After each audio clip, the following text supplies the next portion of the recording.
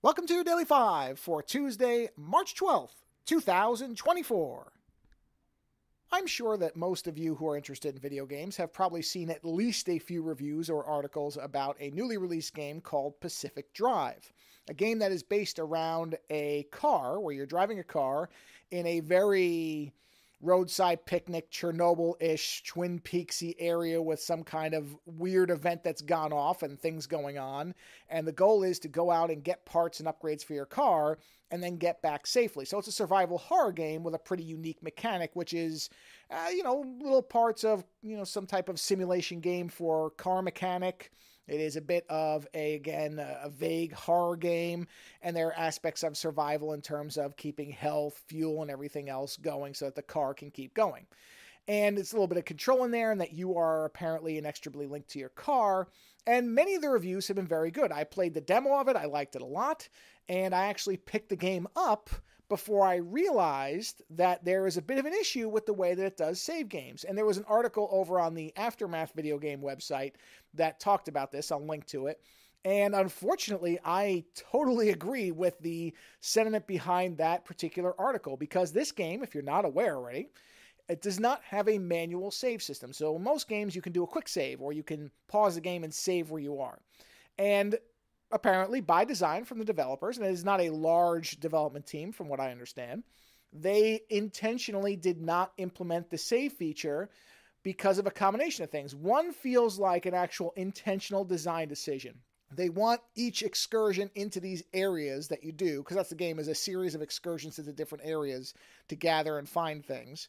They wanted that to be an immersive run. You're in that for that amount of time, and then you come back and it saves when you exit the area, assuming you are successful. And so it saves generally at the very beginning of your entry and your exit. As far as I understand, there is no other save condition that I've seen mentioned anywhere and have not seen in the game's menus. The problem is, those runs can take quite a while, especially early on. Now, I'm fairly early into this game, and I was sitting there the other night trying to play through it, and I'm not using walkthroughs. I'm trying to experience the game. I try not to use walkthroughs my first time through a game unless I really feel like it's being unfair. I like to try to experience the game and understand it myself.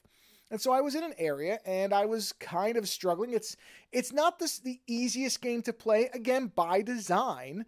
So there is some learning that you have to do and kind of some management of your time and what you're looking at. And so I finally got to a point where I thought I was almost done. And in fact, I had just gotten to what I believe was the second of 3 checkpoints. And then I got a call and I wasn't able to continue my game. Now, some people say, well, why don't you just pause it and leave it running? But you know what? That's not really a good answer. That's not something feasible that anybody should be asked to do. You shouldn't have to have something just running there, assuming that there's nothing else that could happen where you might have to close the game, of course. But you shouldn't just have to leave a game in pause because you have something come up in actual real life. And so I went to exit the game and it said, hey, just so you know, your last save was 50 minutes ago, 5-0. And that was, I think that for me was the end, because I'd hit a couple of these before, but not this amount of time. And I finally went, you know what? Unless this game gets modded, which it probably will at some point, or something is updated, I'm not playing this game anymore. And I was really having a great time with it. I think the gameplay itself is fantastic. But the reality is, I do not have infinite time to play video games. I'm not 18 with no responsibilities. And plus, I'm not the best video game player when it comes to survival horror like this. So it's going to take me longer. At some point, I'm sure I would get better at it. It would be faster, but to just blanketly lose this. And here's the thing. I'm not saying they have to have a quick save system. I know there's a technical challenge to that they've mentioned, but it should at least save when you achieve one of the sub-objectives. I had passed 2 sub-checkpoints. It should at least bring you back to that. That's not unreasonable from a game design perspective, nor a technical one, is to say, okay, you don't want to have saving constantly happening because they feel it might ruin the flow of the game. I understand that. But if I get to a checkpoint on that list, because there's a little list that lives in the upper right of the screen, if I get to one of those major milestones, that should be saving.